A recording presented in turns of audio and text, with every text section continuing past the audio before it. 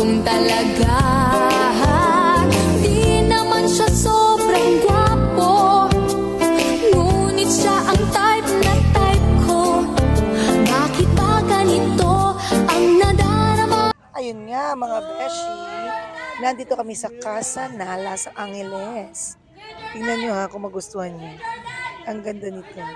Kasi pag may kasama ka, ay laging nakikita mo siya kahit nasa loob ka ng loob ng room, sa loob ka ng salas, o sa dining, kita mo yung nagsuswimming. Tingnan mo ha. Ito yung salas. And then, yung swimming pool, kita mo sa labas kasi ito mo, glass yung ilalim. Kita natin yung swim. So kung may kasama kang bata, safe kasi nababantayan mo sila. And hindi ka mainip.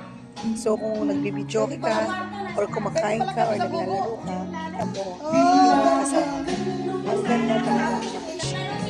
Tapos ayan, may bilyaran. So habang nagbibilyar ka, kita mo pa rin na nagsiswimming.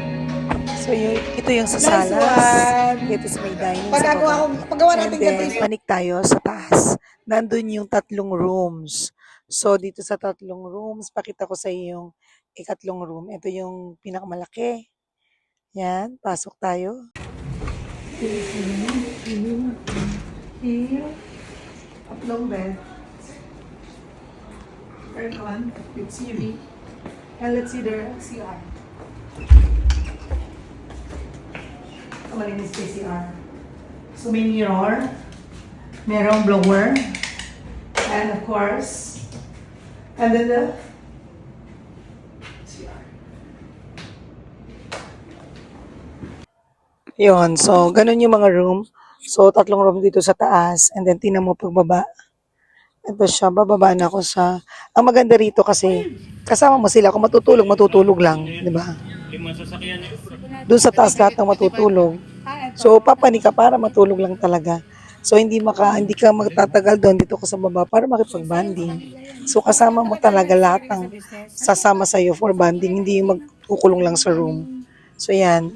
Pero pwede ka, nagsama ako ng taga-massage. Pero pwede ka sa taas, magmapamassage ka lang, pamassage ka lang. So, ito yun. Nangangarap kami.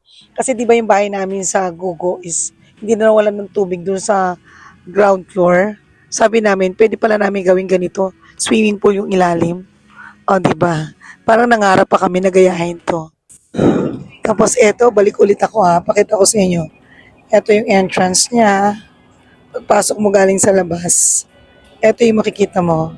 The dining, the living room, and then the dining, and then the sea. Ayun, makikita mo yung swimming pool habang kumakain ka.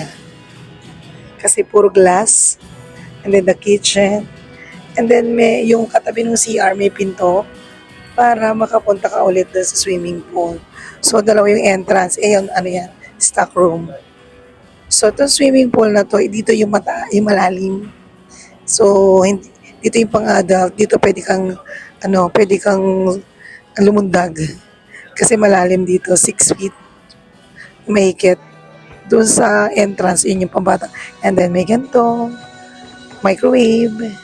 And then, meron ding gamit sa pagluluto. Wala ka ng problema. Kompleto.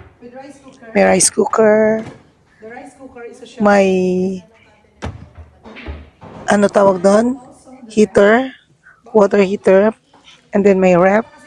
Super laki. Wala pa yung pagkain namin eh. To follow. Kasi nauna kami dumating.